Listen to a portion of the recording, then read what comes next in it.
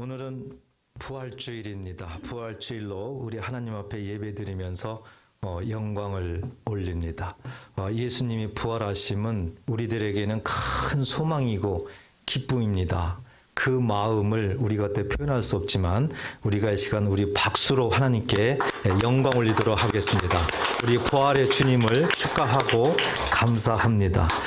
우리가 이제 이 말씀을 앞에 두고 부활주일을 맞이해서 어떤 하나님의 말씀을 받을 것인가 기도하면서 우리가 정말 신앙생활을 올바르게 해야 된다는 것이 중요하다. 그래서 올바른 신앙생활, 올바른 신앙관을 잘 가져야 된다는 것이 굉장히 중요하다. 이것을 강조하고 싶습니다. 우리 기독교에서 가장 중요한 복음이 있습니다. 그것이 핵심 캐리그마인데요. 두 개입니다. 예수님의 십자가 죽음과 부활입니다. 이 두 가지가 가장 핵심 복음입니다. 그렇기 때문에 우리의 신앙관에 있어서 절대적으로 이 두 가지는 우리가 꼭 잘 정립해야 된다. 이것을 마음속 깊이 새기면서 이제 오늘 본문을 보면서 그런 모습, 과정을 하나하나 살펴보도록 하겠습니다. 예수님께서 십자가에 죽으셨습니다. 그 당시에 대제사장 장로들의 그런 음모, 그런 악한, 그런 잔악한 모습 속에서 결국 우리 예수님은 십자가에 달려서 죽으셨습니다. 이렇게 십자가에 이제 죽었을 때 바로 안식일이 따라오기 때문에 빨리 그 시체를 없애야 되는 거거든요. 해결을 해야 되는 거예요. 그런데 산헤드린 공회원 중에서도 예수님을 믿었던 사람들이 있었어요. 그러니까 하나님께서 어디든지 꼭 하나님을 아는 사람들을 하나님께 예비하시는 것 같아요. 그래서 아리마대 요셉이라는 그런 사람이 산헤드린 공회원인데요. 이제 그가 평소에는 나타나지도 않죠. 예수 믿는다고 하면은 모든 게 문제가 생기니까 전혀 보이지도 않은 것 같은데 정말 중요할 때 예수님의 이 죽음 시체를 이가 이제 장사 지내기 위해서 빌라도에게 가서 예수님의 시체를 달라. 그랬을 때 빌라도가 줬죠. 그런데 또 한 사람이 있었어요. 니고데모. 처음에 밤에 예수님을 찾아와 가지고 질문을 했던 그 니고데모고 예수님이 죽으시니까 향품을 가지고 왔습니다. 그래서 예수님의 그 시체를 장사하기 위해서 이렇게 전혀 생각지도 못했던 그런 사람인데 하나님은 예비해 두고 계시더라. 여러분, 우리가 전혀 알지 못하는 전혀 생각도 안 했던 그 어떤 사람을 우리 하나님은 예비하셔서 가장 중요할 때 하나님이 사용한다는 것 꼭 잊지 마시기를 바랍니다. 예수님께서 이렇게 이들에 의해 가지고 이제 무덤에 장사됐는데요. 갈릴리에서 따라온 여인들이 끝까지 예수님을 떠나지 아니하고 예수님이 죽을 때도 항상 옆에 있었고 또 예수님의 시체가 이 아리마대 요셉에 의해 가지고 이제 무덤에 들어가는 그 과정도 이 여인들은 계속 따라다니면서 떠나지 않고 지켜봤어요. 그래서 예수님이 어디에 장사됐는 것까지도 다 눈으로 이제 봤습니다. 그리고 이제 그 다음 이른 아침, 안식구 첫날입니다. 그러니까 세상적인 걸로 하면 일요일이죠. 우리 기독교인들은 주일이라고 그러죠. 자, 일찍이 이 여인네들이 예수님의 그 무덤으로 가려고 합니다. 왜냐하면은 이 순서적으로 이 향품이나 이런 것들을 다 준비해 가지고 미리 세마포로 다 이렇게 잘 해서 예수님을 묻어야 되는데 이 여인들은 그러지 못했잖아요. 근데 알고 보면은 이 아리마대 요셉과 이 니고데모가 그렇게 했지만 이 여인들은 그렇게 하기 위해서 미리 이 향품을 사고 그것을 가지고 아주 이른 아침에 새벽에 동틀 때 공간보고 보면은 약간 단어들이 다르지만은 표현은 결국에는 같은 겁니다. 일찍이 갔습니다. 그러면서 가면서 여인들끼리 걱정을 하는 거예요.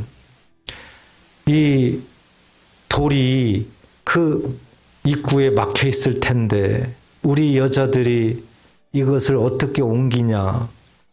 우리는 그걸 절대 옮길 수가 없는데 어떡하지? 하면서 서로 대화하면서 걱정하면서 이제 예수님이 묻힌 그 무덤으로 가는 겁니다. 그래서 무덤에 도착을 했는데요. 깜짝 놀라는 겁니다. 왜냐고요? 그 문이 열려 있어요. 그 예수님을 묻었던 그 무덤에 문이 열려 있습니다. 이게 어찌 된 일인가? 그래서 그 안을 봤더니 예수님의 시체가 없습니다. 아무것도 없어요. 단지 오늘 본문에 보면은 한 청년이 있습니다. 그런데 이 마태복음 보면은 천사라고 명시되어 있어요. 천사. 천사가 와서 돌 무덤을 치웠다는 거죠. 그래서 이 천사가 그 안에 있는 거예요. 그러니까 얼마나 놀랬겠어요. 한번 생각해 보세요. 우리가 그 장면으로 우리가 그렇게 했다고 한번 가정해 보세요. 얼마나 놀랬겠느냐고요. 그때 천사가 말을 하게 되죠. 6절에 보니까 청년이 이르되 놀라지 말라 너희가 십자가에 못 박힌 나사렛 예수를 찾는구나. 분명히 이 여인들이 왜 여기 왔는가를 가르쳐주고 있어요. 여인들이 그냥 온 것이 아니라 예수님 때문에 오셨다. 이것을 분명하게 가르쳐 주셨어요. 그러면서 그가 살아나셨다. 그가 살아나셨다. 여기 계시지 않는다. 그러니까 이 무덤에 묻힌 건 맞지만 살아나셨어. 그러니까 여기 없다. 여인들에게 말을 하게 되죠. 자, 그러면서 7절에 보니까 제자들한테 가서 가르쳐 주라 하는 거예요. 제자들한테 가서 가르쳐 줘라. 부활의 그 모습을 가장 먼저 본 사람이 있는데 바로 갈릴리에서부터 예수님을 계속 따라다녔던, 예수님을 떠나지 아니하고 예수님과 동행했던 그 여인들이 가장 먼저 예수님의 부활을 본 겁니다. 그런데 더 구체적으로 천사가 이렇게 가르쳐줬는데요. 예수님도 바로 나타납니다. 바로 나타나요. 19절에 보니까 예수께서 안식 후 첫날 이른 아침에 살아계신 후 전에 7 귀신을 쫓아내어 주신 막달라 마리아에게 먼저 보이시니 그랬어요. 그 시간에 예수님께서 나타나는 겁니다. 부활하셔가지고. 무덤에는 없어요. 그런데 누구에게 직접 나타나셨느냐? 막달라 마리아에게 나타났다. 그러니까 여인들 중에서도 막달라 마리아한테 나타난 거예요. 왜 막달라 마리아에게 나타났을까요? 누가복음 8장에 보면 막달라 마리아는 7 귀신 들린 사람이에요. 그래서 그 인생이 얼마나 비참한지, 얼마나 인간답게 살지 못한 그런 사람인지, 또 많은 사람들한테 손가락질 당하는 거죠. 귀신 들린 자, 가까이 하려고도 안 합니다. 그러한 자인데 이 여인이 예수를 만난 겁니다. 예수님을 만나서 예수님께서 귀신을 쫓아내서 이 여인이 그 귀신으로부터 해방되고 제정신이 되고 올바른 삶을 살 수가 있었던 것입니다. 아멘. 막달라 마리아는 그 예수님이 자기를 고쳐준, 귀신을 쫓아내고 자기의 삶을 변화시켜 주신 그 은혜, 그 사랑, 이것이 너무 마음속에 뜨거웠어요. 너무 감사했습니다. 그래서 그때부터 막달라 마리아는 모든 것을 버리고 오직 예수님을 위해서, 예수님 앞에 그 감사와 기쁨으로 예수님의 사역을 돕기 위해서 충성하고 헌신하고, 그렇게 해서 주님을 절대적으로 따라다녔어요. 막달라 마리아가. 즐거운 일이 있을 때에도, 괴로운 일이 있을 때에도, 예수님이 어려움을 당할 때에도 떠나질 않았어요. 꾸준하게 어떤 상황에도 헌신하고 또 예수님을 섬기고 그랬던 장본인이 막달라 마리아입니다. 그는 처음부터 넉넉한 것이 아니었어요.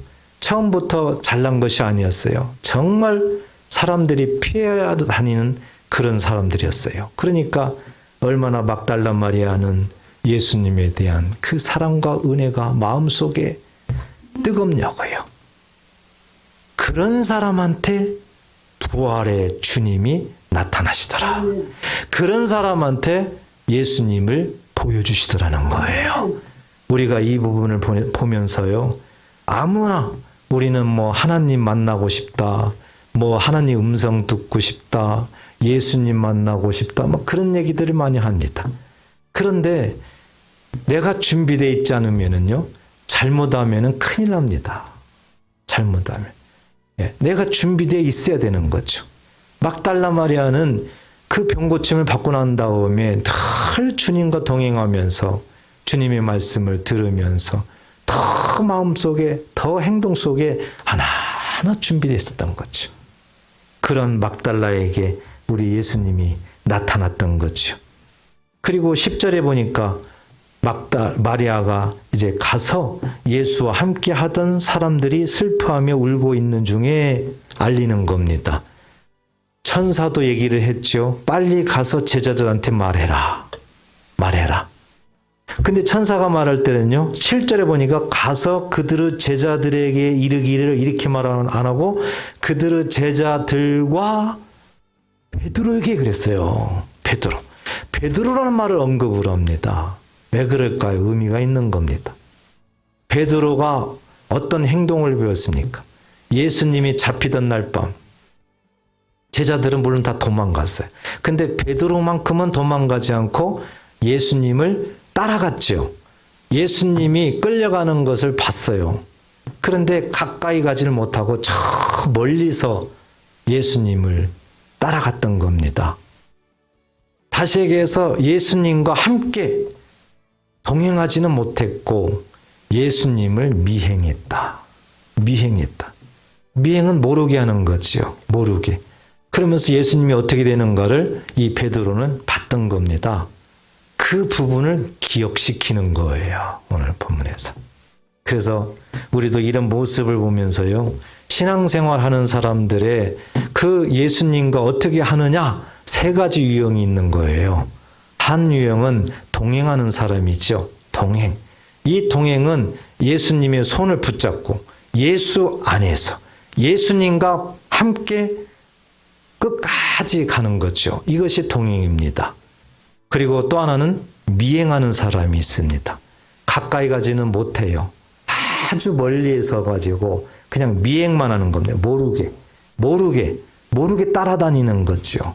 이런 이 사람이 있습니다. 또 하나는 관망하는 사람이 있습니다. 예수님이 어떻게 하나 이런 자체를 뭐 동행하든지 미행하든지 이런 자체도 아닙니다. 그냥 관망만 해요. 그냥 아무 의식이 없어요. 이렇게 세 가지 유형이 있다는 것을 우리가 이 말씀을 통해서도 알 수가 있는 겁니다. 그래서 가장 먼저 예수님이 부활하셔서 나타났던 그 사람은 막달라 마리아. 그리고 또 보면은 이제 엠마오 도상에 나타나는 두 제자. 이렇게 해서 순서대로 이렇게 나타나고 그 다음에 제자들. 이렇게 해서 예수님은 반드시 부활하셨다는 것을 보여주고 있다는 것이 오늘 본문에서 우리에게 주시는 그런 메시지인 겁니다. 우리는 이와 같은 모습을 보면서 이제 한두 가지를 좀 생각을 해봐야 되는 거죠. 오늘 이 말씀을 통해서 우리는 이 반면교사로 삼고 나의 신앙에 꼭 적용해야 되는 그런 하나님의 음성을 들어야 되는 겁니다. 무엇을 적용을 해야 될까? 첫째 한 가지는 끝까지 예수님과 동행해야 된다. 끝까지 예수님과 동행해야 된다. 미행하면 안 되는 거예요. 관망하면 안 됩니다. 동행하라는 것을 우리에게 말씀하는 거죠. 오늘 1절에 그 갈릴리에서부터 끝까지 따라왔던 여자들 그 이름이 오늘 3명이 기록되어 있죠. 1절에 보니까 안식일이 지나면 막달라 마리아와 야고보의 어머니 마리아와 또 살로메가 가서 예수께 바르기 위하여. 여인들은 많이 있지만은 이렇게 대표적으로 실질적으로 이름을 기록하고 있습니다. 이 여인들 제가 쭉 설명해 드린 것처럼 갈릴리에서부터 예수님을 쭉 따라다녔어요. 그래서 예수님이 골고다 언덕을 올라갈 때도 같이 따라갔고요. 십자가 갈보리 언덕에서 십자가에 매달려 있을 때도 거기에 같이 있었어요. 그리고 예수님이 장사 지낼 때도 같이 있었어요. 무덤에도 같이 있었어요. 그리고 이른 아침에 그들이 가장 먼저 그 무덤에 갔었어요. 이들은 어떤 상황에도 예수님을 떠나지 않았어요. 예수님과 그냥 함께 있었어요. 아주 근접한 거리에서. 그래서 늘 애통해하며 늘 예수님을 바라보고 그랬던 여자들입니다. 여자들이에요. 왜 이런 행동이 일어날까요? 예수님을 믿는 믿음 때문에 그렇습니다. 예수님에 대한 사랑 때문에 그렇습니다. 끝까지 동행할 수 있는 그 이유가 무엇일까 봤더니 믿음과 사랑 때문이었어요. 이것을 반대로 얘기하면 믿음과 사랑이 없으면 동행할 수가 없다. 내 방식대로만 내가 살 수밖에 없는 겁니다. 내가 필요하면은 나 예수 믿어. 내가 필요하지 않냐면은 상관없어. 내가 내 힘으로 할 수 있어. 그냥 그렇게 되는 겁니다. 그렇지만 예수님을 믿는 그 믿음, 예수님에 대한 그 사랑만 분명하다면은 비가 오나 눈이 오나 괴로우나 즐거우나 날마다 주님 안에서 주님과 동행한다는 사실을 꼭 믿으시기 바랍니다. 그런데 예수님의 제자들을 보세요. 예수님의 제자들은 주로 어부죠. 그런데 예수님이 그들을 택합니다. 정말 각자의 모습을 보면은 제자로서의 어떤 그런 기본이 안 돼 있는 사람들이에요. 그렇지만 예수님은 그들을 택하죠. 그리고 그들과 동행하죠. 예수님이 직접 데리고 다닙니다. 3년 동안을 그렇게 해요.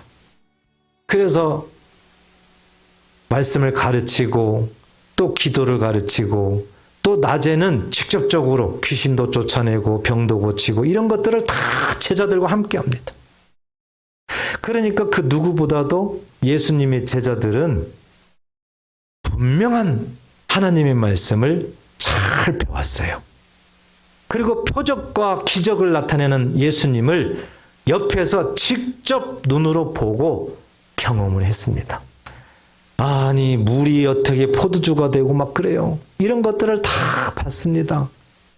더 이상 좋을 수가 없어요. 그리고 자기네들은 우월감을 갖습니다. 나는 예수님의 제자야. 너희들과 달라. 굉장히 우월감을 또 갖습니다. 그런데 항상 그렇게 되는가? 아니에요. 때가 되니까 예수님께 문제가 생기죠? 예수님이 잡히게 됩니다. 잡히게 돼요. 예수님이 잡히니까 이 제자들이 온데간데 없이 도망가 버렸어요. 도망가 버렸어요. 한번 생각해 보세요. 3년이 짧은 시간입니까? 그것도 일주일에 한 번씩 만나고 그런 것이 아니에요. 그냥 매일 한솥밥에서 같이 밥 먹고 그냥 매일 다니는 거예요. 매일. 매일. 얼마나 오랜 시간 동안 우리 예수님과 동행하면서 예수님이 직접 가르쳐주고 시범을 보이고 그렇게 했느냐고요. 그런데 예수님이 잡히니까 이들이 다 도망갔어요. 다 도망갔어요. 바로 제자들은 그렇게 다녔지만, 그렇게 배웠지만, 너무 많이 알지만 믿음은 없었다. 믿음은. 믿지는 못했다는 거지. 그냥 알고만 있었다는 겁니다. 그래서 여러분, 아는 것과 믿는 건 달라요. 아무리 많이 알아도 믿음하고는 차원이 다릅니다. 그래서 아는 거에 머물러 있으면 안 됩니다. 믿어야 되는 거예요. 우리 하나님은 믿음의 대상이에요. 믿어야 되는 거예요. 믿어야만 역사가 일어나는 거죠. 믿어야만 갈릴리에서부터 함께 왔던 여인들처럼 어떤 일이 있어도 예수님을 떠나지 않는 거예요. 도망가지 않는 거죠. 미행하지도 않아요. 관망하지도 않아요. 동행만 하는 거죠. 그래서 우리는 이 믿음이 문제구나. 믿음이. 그래서 늘 우리는 믿음을 점검을 해야 됩니다. 성경에서도 우리에게 꼭 믿음을 점검하라고 말씀을 하고 있습니다. 고린도후서 13장 5절에 보면 너희는 믿음 안에 있는가? 너희는 믿음 안에 있는가? 너희 자신을 시험하고 너희 자신을 확증하라. 하나님은 늘 우리들에게도 말씀을 합니다. 믿음 안에 있느냐? 그거 확인해봐라. 그리고 정말 믿음 안에 있는지 한번 확증해봐라. 증거를 보여봐라. 왜요? 예수 그리스도. 예수님이 십자가에 죽으시고 예수 믿는 자들에게는 성령을 보내사 우리 안에 거하신다는 것을 너희가 모르느냐? 그런데 어찌하여 믿음에 대해서 심각하게 생각하지 않느냐? 꼭 점검해봐라. 내가 지금 믿음 안에 서 있는지 아니면 믿음 밖에 서 있는지, 내가 정말 주님과 동행하는지 미행하고 있는지 관망하고 있는지 꼭 확증해봐라. 하나님께서 이 시간 우리에게도 말씀을 하는 겁니다. 히브리서 11장 6절에 보면 믿음이 없이는 하나님을 기쁘시게 하지 못하나니 하나님께 나아가는 자는 반드시 그가 계신 것과 자기를 찾는 자들에게 상 주시는 심을 믿어야 할지니라. 믿음이 없이는 하나님을 기쁘시게 할 수 없다. 다른 이유가 필요 없어요, 여러분. 우리의 인생에 잘나고 못남도 아무 소용없어요. 내가 하나님의 말씀을 정말 믿고 있느냐. 거기에 달려있는 겁니다. 그렇기 때문에 우리는 늘 하루하루 믿음을 점검해야 됩니다. 학계에서도 늘 자기 자신을 뒤돌아보라고 하고 있어요. 그래서 우리는 신앙생활에 연수가 중요한 것이 아닙니다. 하루하루 내가 얼마나 하나님과 동행하느냐, 내가 정말 하나님 말씀을 믿고 있느냐. 우리가 학교 다닐 때 보면은 정말 하기 싫은 거 하나 있는데 하라고 하는 게 있잖아요. 일기 쓰기. 그죠? 일기 쓰기. 일기 쓰기 하려면은 하루를 막 기억해야 되잖아요. 그렇잖아요. 저도 정말 쓰기 싫은데 선생님이 안 쓰면 혼내고 그러니까는 억지로도 막 쓰고 그러는데 그러려다 보면 하루를 막 기억해야 되는 거예요. 근데 그것을 기록하면은 효과는 있더라고요. 내가 이런 일도 했었구나. 이거 나쁜 일이었는데. 뭐 그런 거죠. 우리 신앙생활도 바로 점검해보라는 거죠. 하루하루 내가 지나면서 내가 정말 주와 함께 동행했는가? 하나님 말씀에 순종했는가? 아니면 불순종했는가? 오히려 대제사장들처럼 더 악한 일을 행했는가?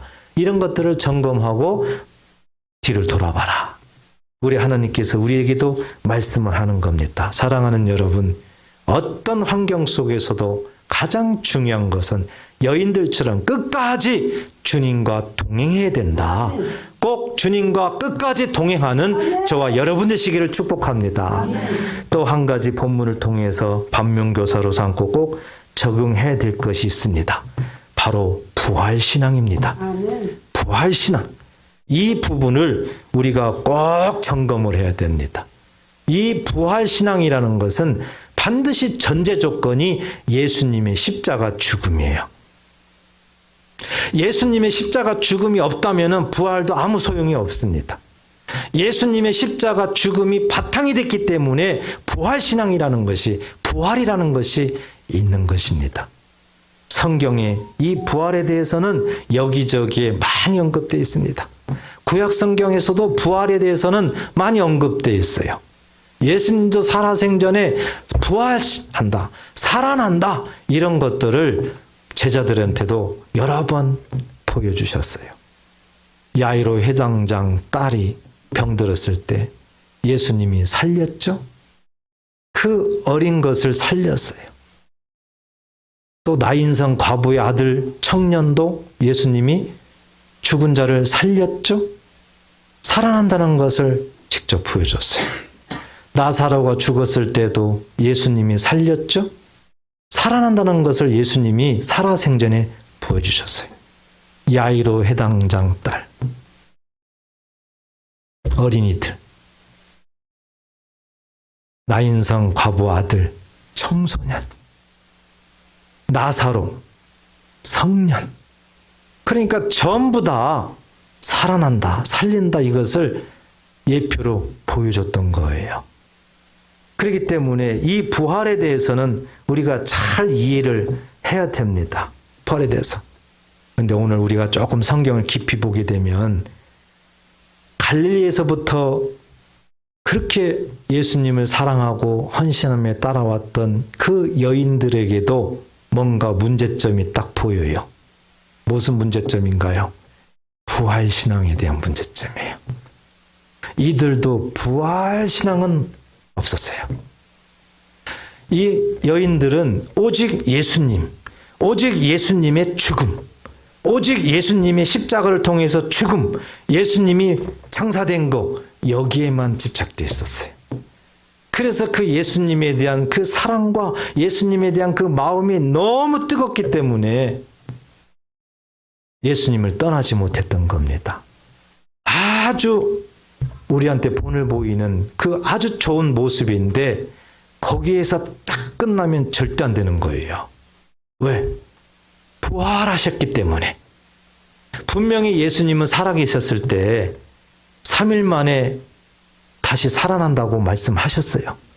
대제사장들과 장로들에게 이렇게 고난을 받고 죽는다. 그렇지만 다시 살아난다. 이것을 제자들에게, 예수 믿는 자들에게 말씀을 하셨어요. 말씀을.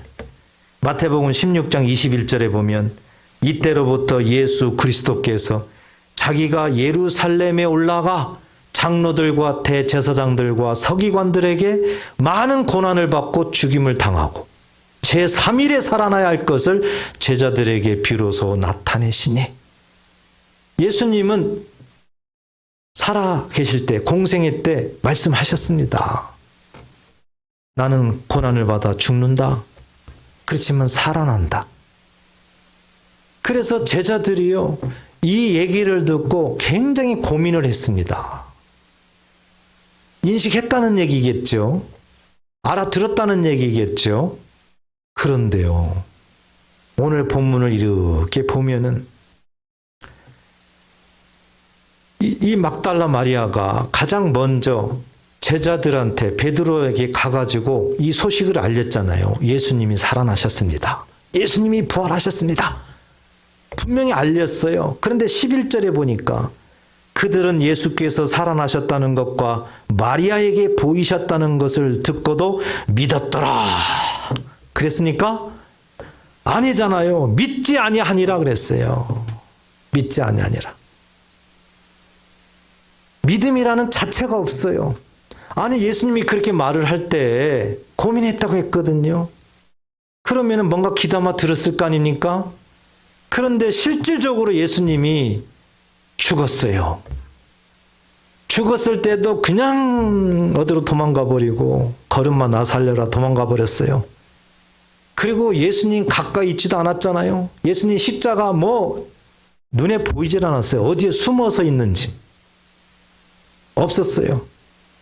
그런데 부활했다고 소식이 전해오는데 믿지 않은 거예요. 여인들보다 훨씬 믿음에 관해서는 아주 뒤떨어진 사람들이 누굽니까? 예수님의 제자들입니다. 예수님의 제자들이에요. 이게 아이러니하단 말이죠. 예수님의 제자들이 훨씬 믿음이 있어야 되는 것 같은데, 예수님께 직접 말씀을 배우고 직접 체험을 하고 예수님과 직접 동고동락했는데 어찌 이런 일이 일어나는가? 사람의 생각과 하나님의 생각은 다르구나. 하나님이 예비한 사람은 다르구나. 아무리 사람은 겉으로 봐가지고 굉장히 존경받을 만하고 굉장히 어떻게 될 것 같은 그런 모습이지만 하나님이 보셨을 때는 그게 아니구나. 거짓처럼 생기는 그런 사람들이 하나님께서는 더 귀하고 더 큰 것으로 만들고 더 하나님께서 인도하시는구나. 사람은 외모로 보고 판단을 하지만 우리 하나님은 중심을 보시느니라. 하나님 앞에 진실함이 중요하다. 그래서 우리는 정말 부활에 대해서 여인들을 바라보고 제자들을 바라보니까, 여인들은 예수님의 그 십자가, 무덤, 여기까지는 정말 나무랄 데 없는 어떤 믿음의 사람들입니다. 그런데 한 발 더 나아가서 부활했다. 여기가 온전히 믿어지고 그랬으면은 행동이 또 달랐을 텐데 이들은 그렇지는 못했어요. 여러분, 분명히 성경은 말합니다.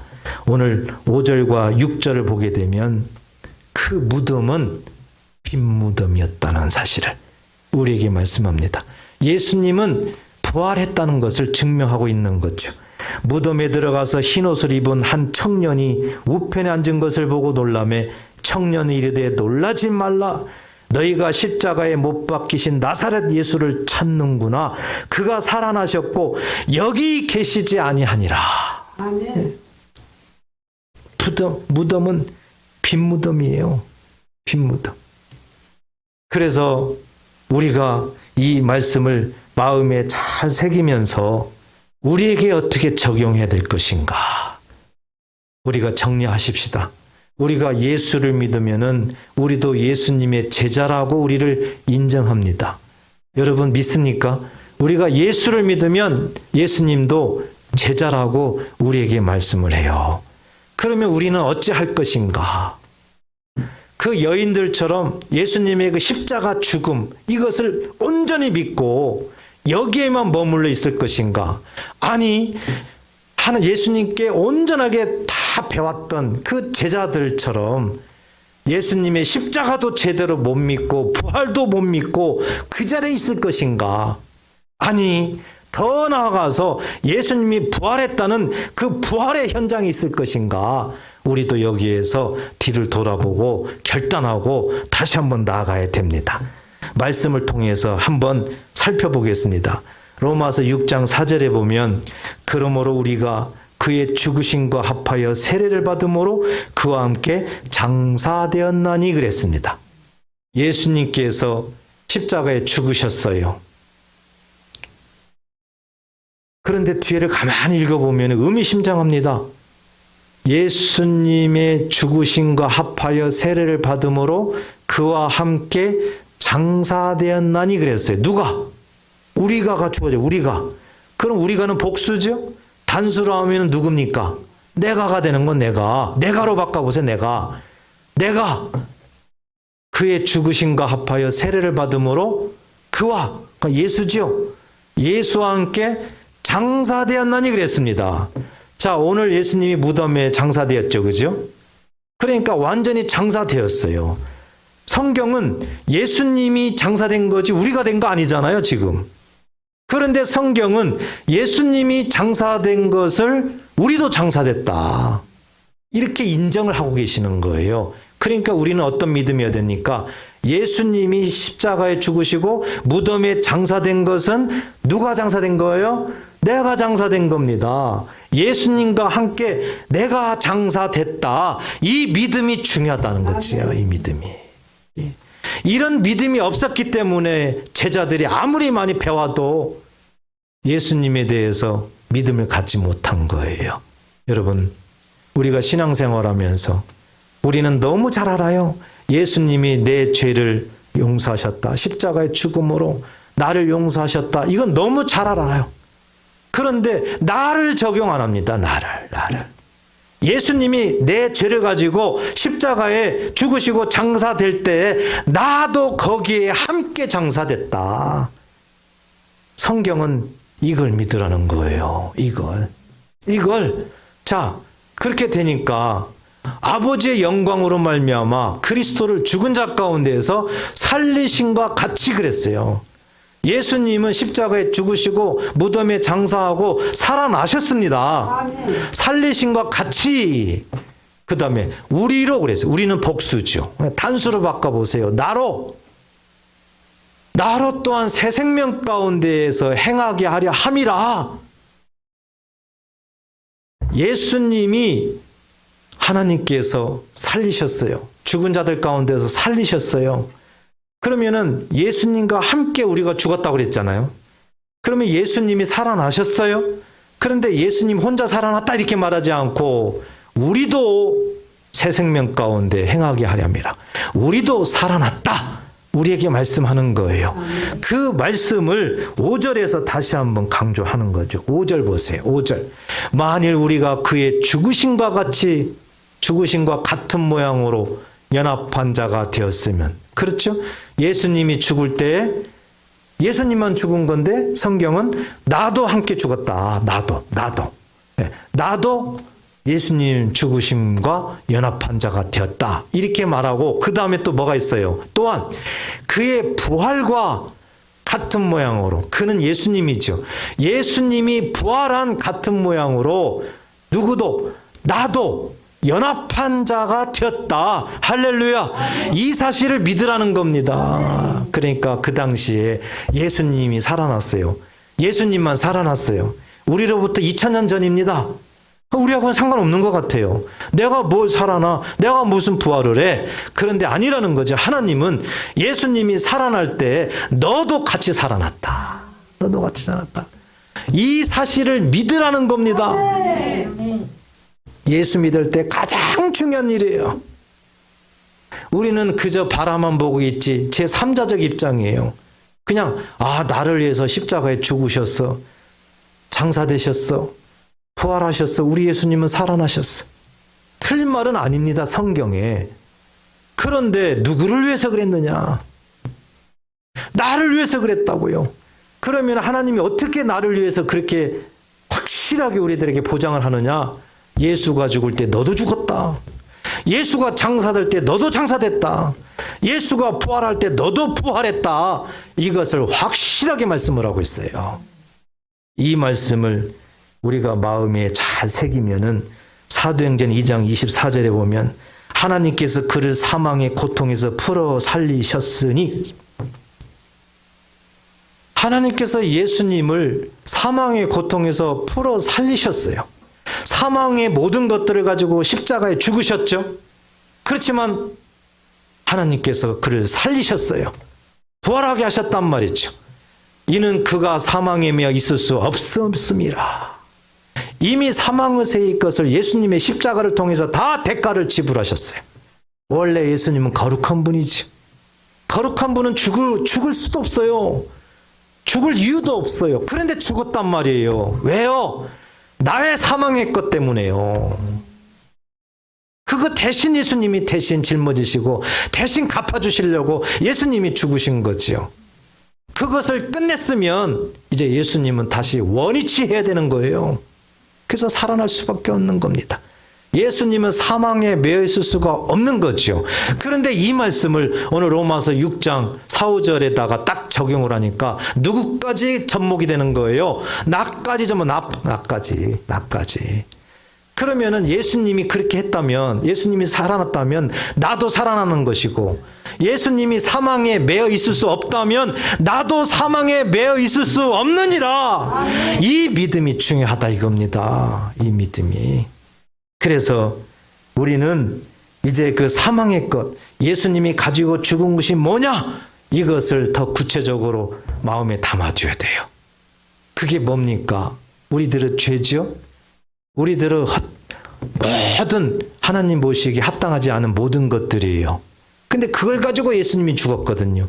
그걸 구체적으로 보니까 뭐냐 봤더니 우리들에게 있는 질병도 거기에 들어가 있고, 우리들에게 있는 근심 걱정도 거기에 들어가 있고, 우리들의 가난도 거기에 들어가 있고, 또 하나님이 싫어하는 일들, 원망과 불평과 시기, 질투, 판단 이런 것도 다 거기에 들어가 있어요.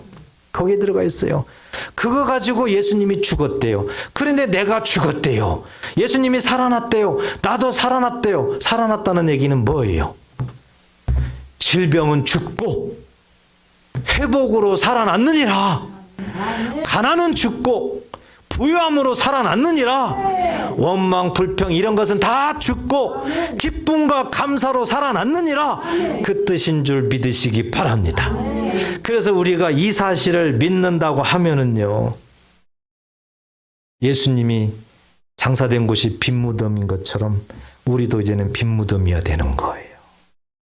빈무덤이어야 되는 거예요. 그래서 예수님이 부활하신 것처럼 우리도 부활, 그 현장에 있어야 되는 겁니다. 이것이 성경이고 예수 믿는 거예요. 진짜 예수 믿는 겁니다. 이것이 아니면은 가짜입니다. 가짜예요. 그래서 우리가 신앙생활하면서 가만히 이 성도들을 보면 또 세 부류로 이렇게 정리가 됩니다. 한 부류는 종교 생활하는 사람들이에요. 이 종교 생활은요, 신앙생활이 아니에요. 이 종교 생활은 예수 믿는 것도 아니에요. 그냥 겉만 나 교회 다녀. 겉만 그냥 나 예수 믿어. 그냥 그런 거예요. 아무 속에 예수님과 뭐 동행한다든지 이런 자체가 없어요. 이런 사람들은 나중에 마태복음 7장 21절에 보면은 너 누구냐? 너 누구냐? 예수님이 나 너 모른다. 나 너 모른다. 네, 그런 사람일 확률이 지극히 높은 사람이에요. 그러면 구원하고는 심각한 문제가 생기죠. 여러분, 교회 다닌다고 해서 다 구원받는 거 아닙니다. 형식적으로 그냥 습관적으로 교회 다니면요, 안 다니는 거하고 똑같습니다. 하나님이 인정 안 해요. 그런 사람을 어떻게 하나님이 구원합니까? 안 돼요. 우리는 정신 차려야 됩니다. 또 신앙생활하는 한 부류가 있는데 무덤 속 신앙인들이 있어요. 무덤 속. 오늘 여인들 보니까 이 부활에 대해서는 뭔가 발견되질 않아요. 그런데 무덤 속까지가 관심이 있고 무덤 속까지가 열정이 있는 겁니다. 그래서 예수님이 모든 죄를 가지고 십자가에 죽으시고 장사된 그 영역, 거기만 머물러 있는 거예요. 거기만 머물러 있다는 얘기는 우리도 그 속에서 헤어나지 못한다는 얘기지요. 우리도. 그러니까 질병도 마찬가지고 가난도 마찬가지고 근심걱정도 마찬가지고 원망 불평도 마찬가지고 다 마찬가지예요. 거기에 그냥 장사된 거예요. 거기에 같이 있는 거예요. 그러니 해방될 수가 있나요? 그러니 원망 불평에서 해방될 수 있나요?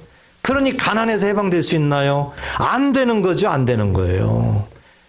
무덤 속 신앙인이라면은 심각한 문제가 있는 거죠. 아무리 열심히 교회 다녀도 살아계신 하나님, 부활의 하나님을 경험할 수가 없다.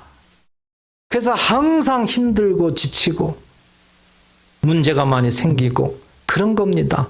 그런 거예요. 그래서 무덤 속 신앙인도 하나님은 경고장을 날리는 겁니다. 그리고 하나님은 말씀합니다. 부활의 신앙인이 되라. 할렐루야. 부활의 신앙인이 되라. 우리는 부활 신앙을 가져야 되는 거죠. 이 부활 신앙은 예수님이 무덤에서 살아났습니다.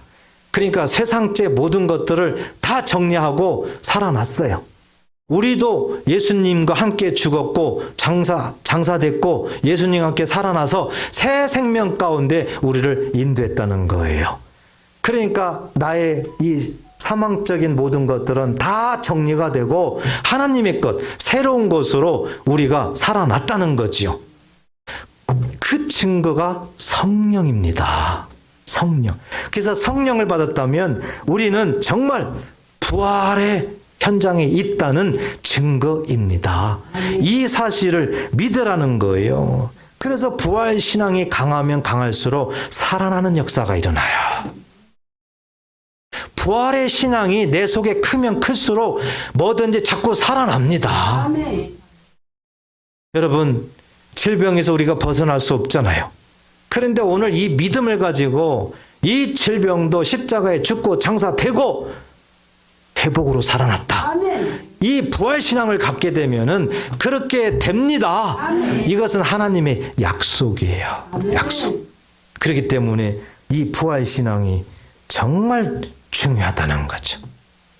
그래서 로마서 8장에서도 죄와 사망의 법에서 생명의 성령의 법으로 너를 어떻게 했습니다? 해방하였습니다. 할렐루야. 해방했어요. 이 믿음이 중요합니다. 그래서 이 부활신앙이 얼마나 중요한지 몰라요.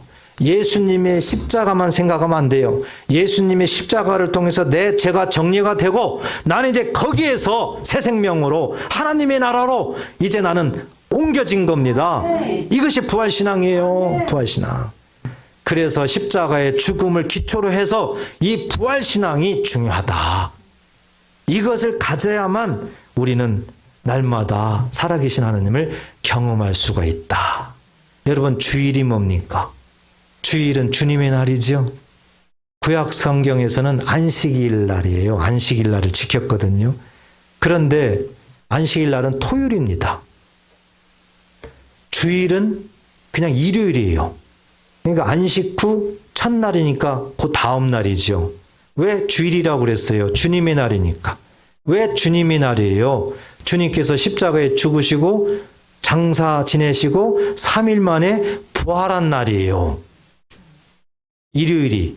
그래서 부활한 날이에요. 이 부활한 날이 무슨 날이에요? 우리도 부활에 연합한 날이에요. 연합한 날. 완전히 정리하고 부활에 연합시킨 첫 출발이 그날이에요. 첫날. 그렇다면 이 날을 가만히 보세요. 무덤 속에 있는 사망의 것이 있는 날입니까? 아니죠. 아무것도 없는 날이죠. 그럼 뭐가 있어요? 새 생명. 하나님의 것. 하나님의 나라는 기쁨의 나라예요. 그러니까 기쁨만 있는 거예요. 감사만 있는 거예요. 그날의 주일입니다. 그날이. 그래서 이 믿음만 있으면은요, 주일은 기쁜 날이에요. 축제의 날이에요.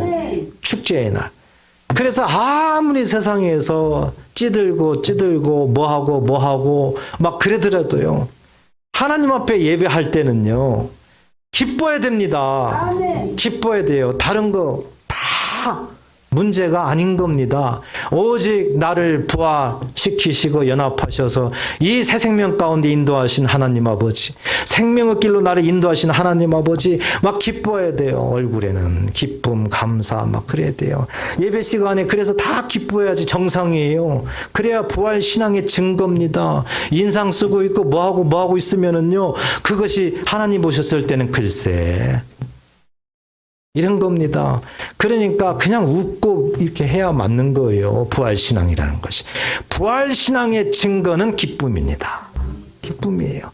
특히 예배 시간에 기쁨이에요. 하나님 앞에 온전하게 기쁨으로 드려야 되는 거죠. 더 연장선으로 우리들의 삶 자체가 하나님은 영적 예배라고 그랬죠. 로마서 12장에. 그러니까 우리들의 삶도 늘 자꾸 기쁨으로 이겨야 된다. 세상은 너무 살기 힘듭니다. 압니다. 하나님도 알아요.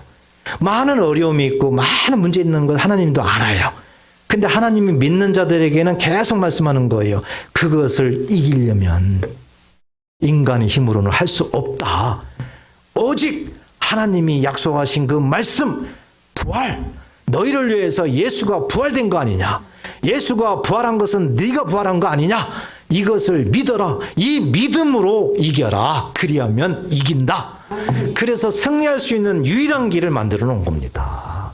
사랑하는 여러분, 오늘은 부활주일. 우리가 형식적으로 지나가면 안 됩니다. 우리에게 주신 오늘 말씀을 마음에 잘 새기면서 나는 한평생 살면서 주님과 동행할 것인가? 미행할 것인가? 관망할 것인가? 나는 신앙생활하면서 종교생활을 할 것인가? 무덤 속 신앙인이 될 것인가? 아니면 밖으로 나와가지고 훨훨 날아다니는 부활신앙을 할 것인가? 우리가 마음속에 다시 한번 잘 정리하시고 하나님은 우리에게 원하십니다. 부활신앙으로 주님과 동행하라. 꼭 믿으시고 그와 같은 주인공이 되시기를 주의 이름으로 축복합니다. 기도하겠습니다.